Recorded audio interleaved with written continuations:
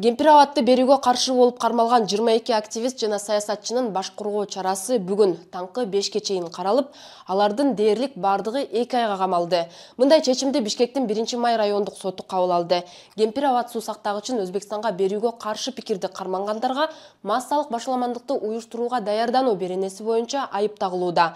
Саясатчылар Эрлан Бекчуро уулу, Гүлнура Журабаева, Равшан Жээнбеков, Асия Сасыкбаева, Айбек Бузурманкулов, Перизат Суранова, Кеңешбек Дүйшөбаев, Бектур Асанов, Кубанычбек Кадыров, Клара Соронкулова, Жеңиш Молдокматов, жарандык активисттер Чыңгыз Капаров, Али Шабдан уулу, Таалай Мамединов, Нурлан Асанбаев жана журналист Айданбек Акматов дагы 20 декабрга чейин камакта калтырылды.